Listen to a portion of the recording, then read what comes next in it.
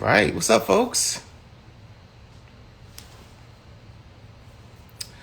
All right. Hey, everybody. I am Katab Rollins, and welcome to NJ Pack's 10 Newark Creator Series here on Instagram Live. Tonight, I will be interviewing Zay Little. Oops, I'm sorry. I messed up my intro. We're interviewing Newark-based artists, entrepreneurs, and health workers about their craft and how they've been adapting to our ever-changing world. Tonight, I'm interviewing Isaiah Little. So, Zay, where you at, bro?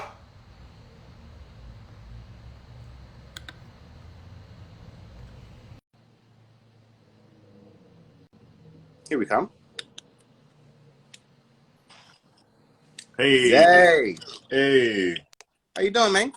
I am well. I feel like a professional. I made it to IG Live. Well, I mean, you're the man. So we got 30 minutes, then I want to jump right in to our interview. So I like to start off a Awesome. little lighthearted. So how long did it take you to get your bun so carefully coiffed? Oh man, sometimes it's a first attempt, 10 seconds. Sometimes it's a morning activity. So even the man bun is sometimes a cause for a bad hair day. Looks pretty fly, bro. I appreciate it.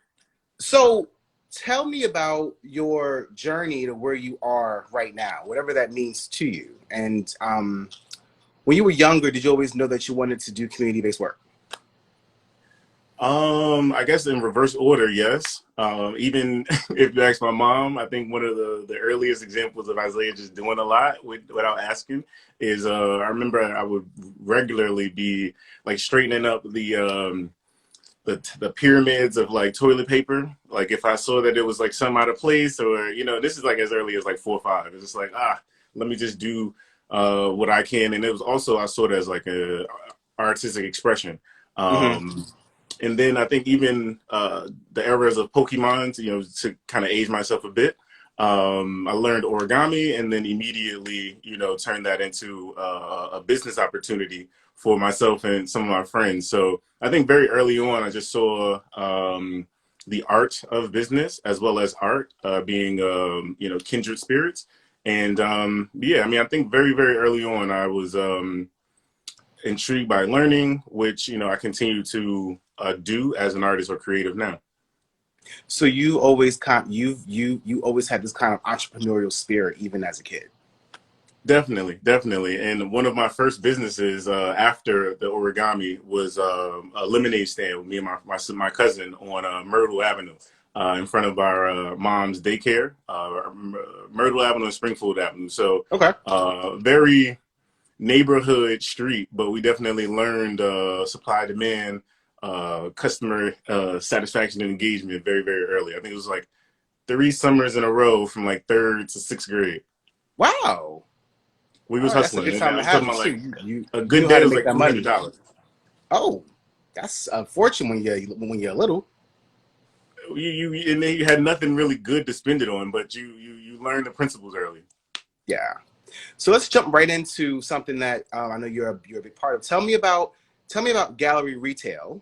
Okay. What services does it offer, and what does the process of working with your team look like?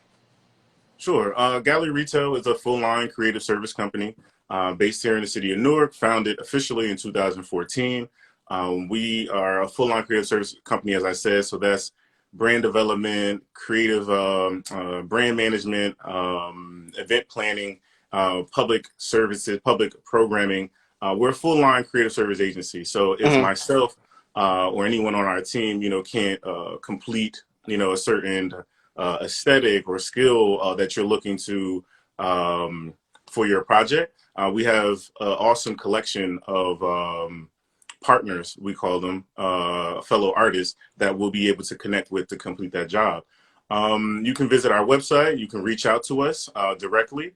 A lot of our work has actually come from referrals, which is very, very, very helpful. It helps to build that credibility, and it's probably like a lost art because folks are eager to tell folks about the terrible experiences, but to get folks to extend awesome feedback, positive feedback is invaluable. Yeah. Give me an example of something that I would engage your company for. Wow. Well, that would hire your company for. Yeah. I mean, I think that funny enough, there are a few roles that folks know me from, and I was originally contracted via Gallery Retail. I think one of the earliest was a small stint with the city of Newark in their Office of Information Technology. Prior to becoming a full-time employee at the city of Newark, I was Mm-hmm. providing administrative, support and consulting to their Office of Information Technology. And a similar pattern happened when I worked with Newark Celebration 350. I was contracted to provide administrative and outreach support for NC 350, like the half of that year. So that was sort of like the administrative business, consulting sort of aspect of it. But similar to Newark First Fridays, we do public programming. You can commission us for art work if you need. This is actually a piece behind me that I am working on in my bedroom. So hopefully I'll be able to show you guys the progress on that very soon. So yeah, there's a myriad of things from commission work to consulting to graphic design. Okay, I like it. Let's pivot to our favorite topic of the last 9 months, the Go for it. pandemic and COVID, right? Go So for it. Jersey had a peak in cases kind of in early spring. Um, what was that time for you? Like when Armageddon set in, what was that like for you as a person, as a creative? And what was kind of the overall feeling in the city that you got a sense of? Chaotic. It was definitely chaotic because I think my day job closed around the 14th, 15th of that Mm-hmm. week. Note First Fridays launches in May, so that would have been we were like literally kicking up, the marketing for the festival. GalleryRetail had just started our dance party series, Mm-hmm. FET, over at QXT. So we were sort of like, do we try to do this one like 2 weeks after? We had no idea what, all of the information of COVID at the time, but ultimately a lot of that, almost all of that had to shut down. There was probably, 48 hours of, a baby depression and denial of, just having to completely rejigger the entire 5, 6 months of programming we had planned Mm-hmm. to try to salvage at least portions of it to do it virtually. So combating the hundreds of new program and art curators doing things virtually, DJs who no longer need to attend events to make a living or get in front of a crowd. They're doing their own events. There were a portion of those things that we planned that we were able to pivot to do, such as movement and wellness with Dropping Jewels, which was Mm-hmm. a great hit, very well appreciated. There were each month we hired, and slow down. Throughout all of this, all of the artists that we worked with, we did make sure that they were compensated. That's So ooh. all of the meditation and movements. The instructor was compensated. Each of the DJs each month, was compensated. So we did take a little bit of a hit with a lot of things we had planned, but we were able to, where possible, help folks out with those nominal bits of money, that they would Yeah. normally have. Every little bit helps. What did you think that having to pivot and having to deal with? I call it Armageddon. That's how I reference COVID and the pandemic. Well, How did that affect your spirit as a person and as a creative? I think initially just as an entrepreneur you're a little bit crazy, to be an entrepreneur anyhow. So I think the 48 hours of depression that I kind of joked about was to some Real. degrees That was real. very real. And I think just as a person, for folks who know me, I'm always moving, traveling, and sort of being an ambassador or taking my work on the road with me. Mm-hmm. Not being able to travel and recharge was sort of a cyclical bit of a depression, in that I'm not able to get away and just renew thoughts, energies. So that was definitely difficult.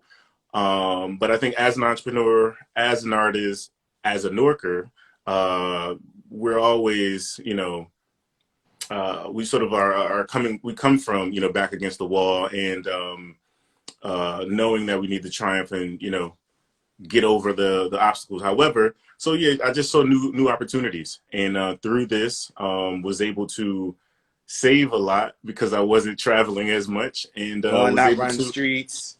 Exactly. It was like, you know what? That dinner habit, bar hopping, a lot of that was reinvested. Exactly.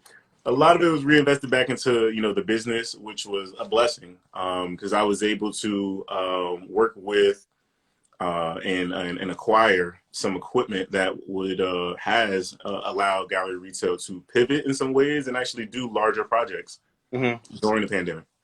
Tell you mentioned about kind of resilience. We didn't say that word, but that's what it really was. It's resilience. You created an app called Curb COVID. Yes. Tell me, just how did you come about? How did you ideate it? What is Right. it? What does it do? Yeah, so ultimately, Nook First Fridays is aimed to be an institution, for this greater area in this community. And I think what I've noticed, especially during COVID, many of us have always been leaning into these issues in this work. Hmm. But during COVID, a lot of it has been exasperated, right? A lot of folks who may not have realized certain realities, or some who have chosen or had the privilege to ignore certain realities, are no longer able to.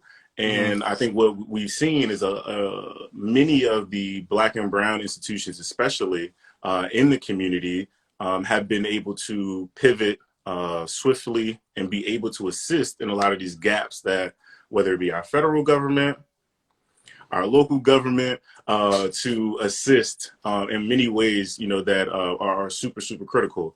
Hmm.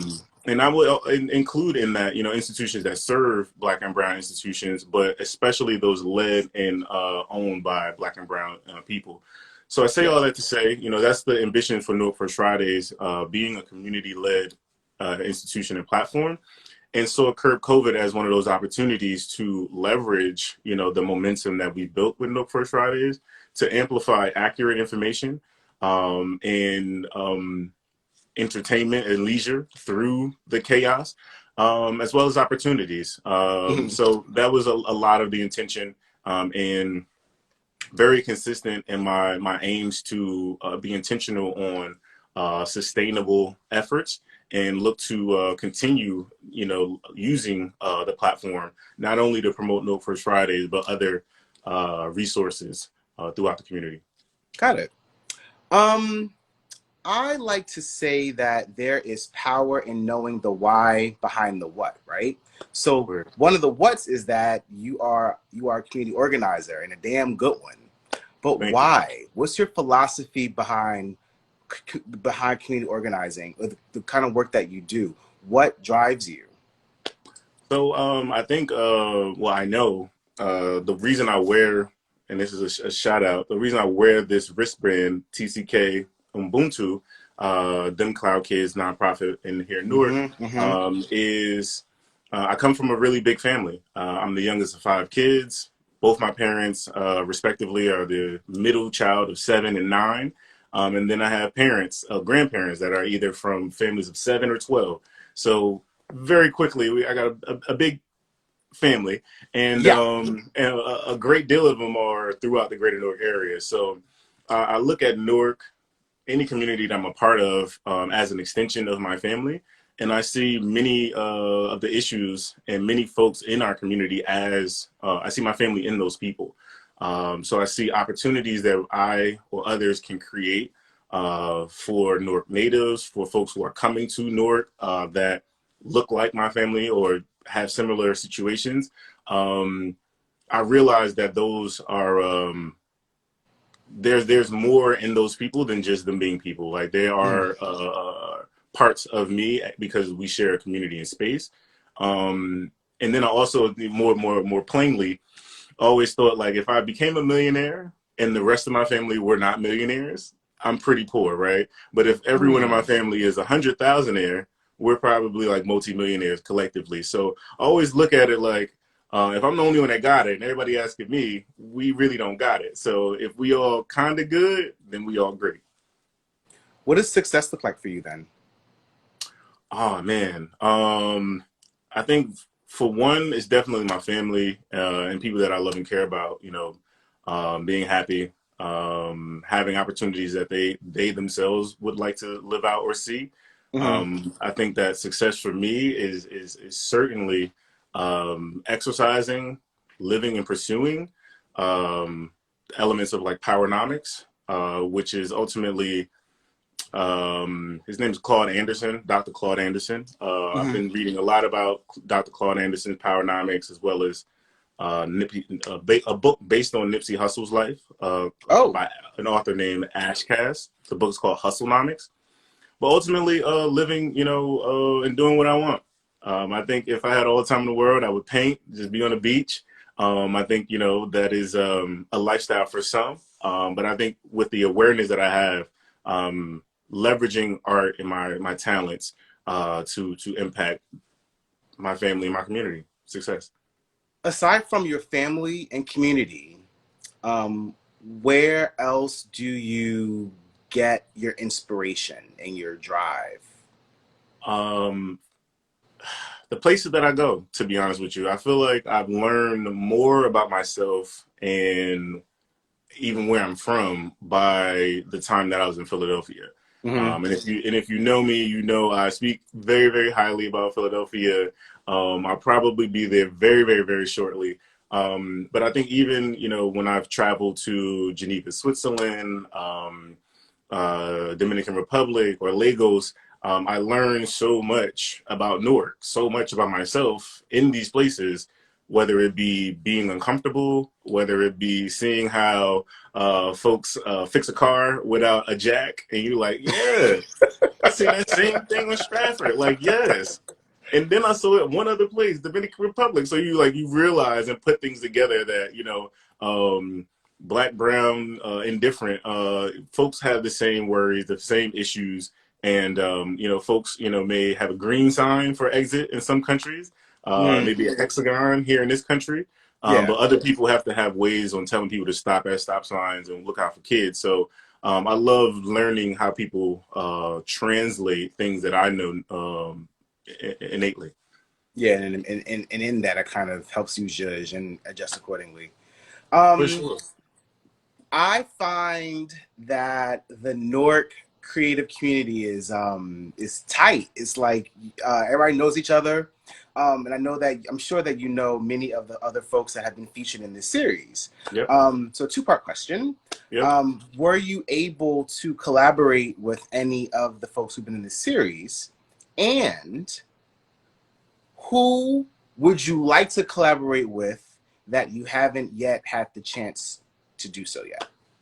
Okay. And for the latter question, for clarity, would that be somebody I've not collaborated with from the series, or just in the city in general?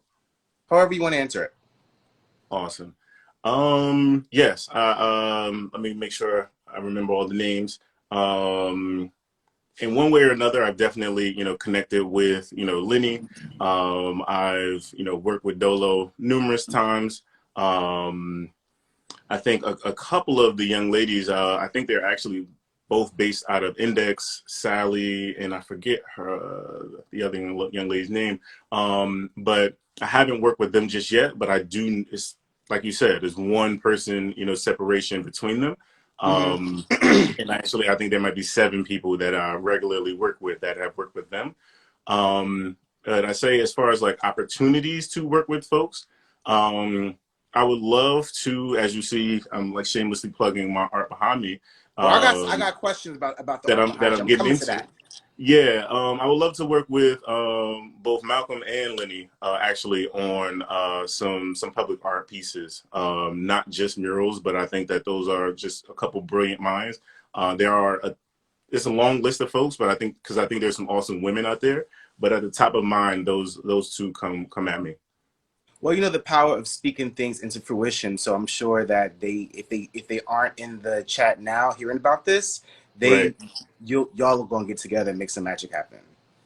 and we Um, go for it. So what projects or initiatives or what do you have brewing that you okay. haven't yet shared?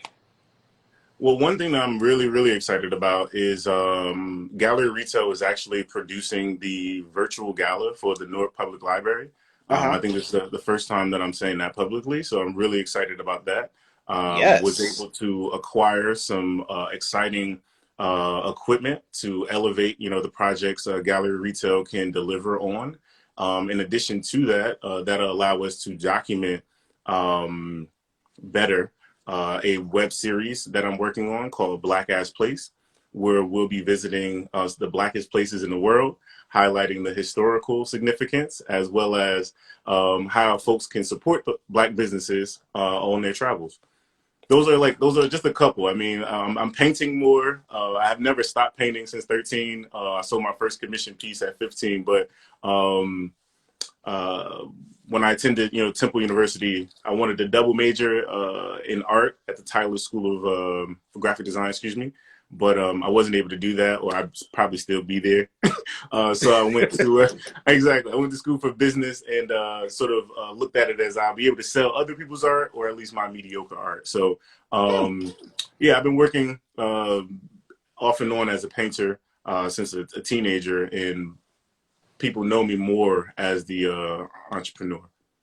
Yeah, I did not know. I've known you for a while. I didn't know that you were a painter. I knew you were creative, but I didn't know that you were creative in this kind of way. But Go ahead. before I dive into what I want to know about Go your for it. painting, what is um what are you still aspiring to do, right? I'm sure if anything, no, I'm sure that you have a lofty list of things that you will accomplish in due time. But Mm-hmm. Mm-hmm. what's something that that you're stretching for Right. that you're gonna make happen?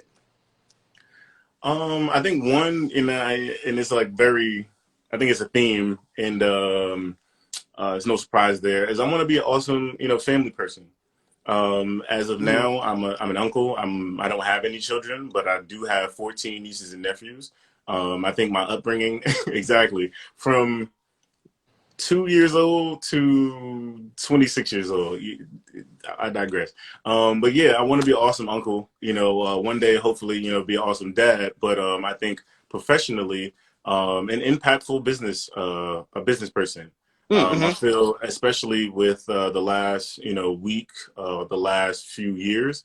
Um, at least from my vantage point as an adult, business runs, the world, and economics runs and shapes our communities. So President Obama consistently met with Steve Jobs, and Steve Jobs was elected for not one office, right?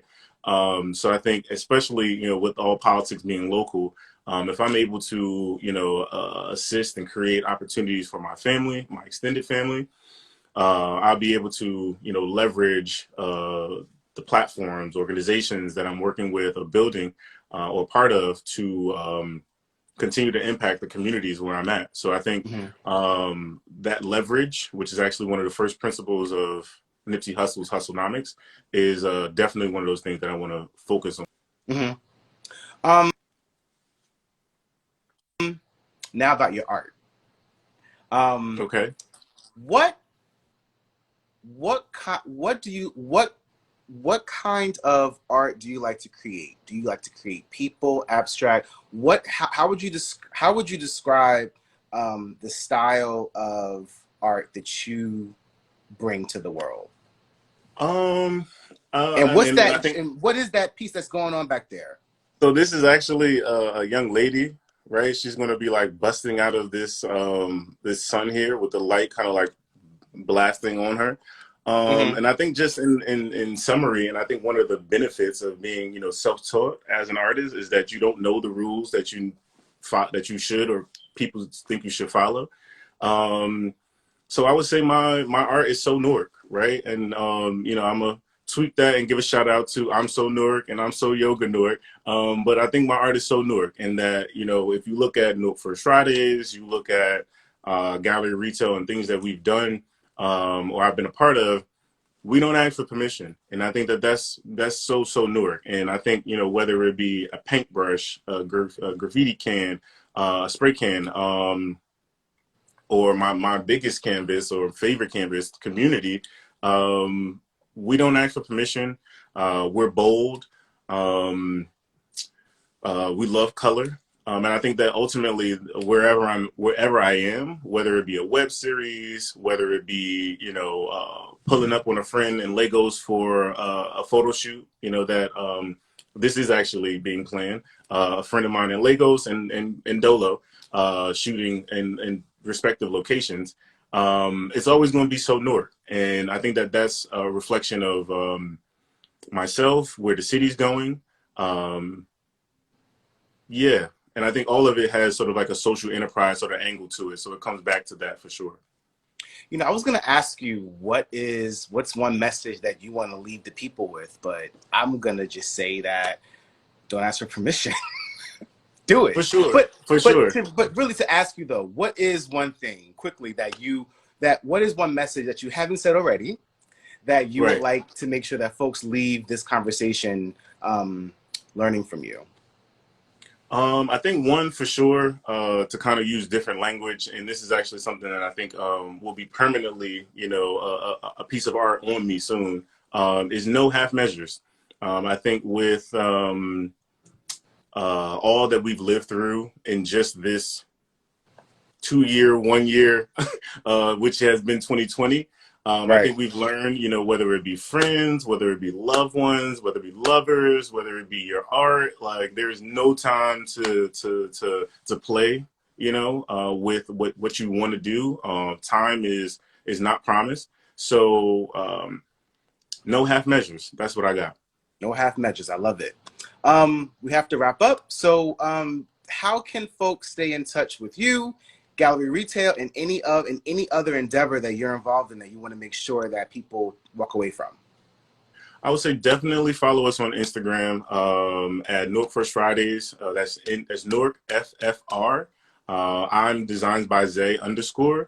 But I think for sure, check back periodically for the Curb COVID app. In 2021, we'll definitely be leveraging our website and the app so that folks are well aware of how we'll be moving throughout 2021 with a heavy intention on a hybrid model for Newark First Fridays and other initiatives that we're doing. You can look for the Newark Glow Up Party to return in 2021. That was so fun. Wait, the Glow Up Party I was skeptical because I'm like, a silent party with like lighted headphones. Yep. I had the best time when I went. Like I think it was like last year or 2 years ago. Yes, and it's only up from here. So with us looking to acquire our own headphones, you can look for us to partner with a couple cool, both large and intimate venues, considering, you know, social distancing precautions. But yeah, just look forward to, you know, a couple private silent disco rooftop parties in 2021 for sure. I love it. Well, Isaiah, Zay, yes, thanks for joining us. And to everybody watching, tune in next week at 6 p.m. for a conversation with sex educator oh no, wait. Next week is somebody will be there. I forget. No, I don't think it's her. Sorry. Tune in next week for another dope person that we'll be interviewing. I'm pretty sure they're dope. They're amazing. They're all dope. Be sure to follow us here on Instagram at NJPAC, Facebook, and Twitter to stay on top of all that we do for NJPAC. I am your host, Katab Rollins, and good night, everybody. Appreciate you all. Have a good night. Be safe.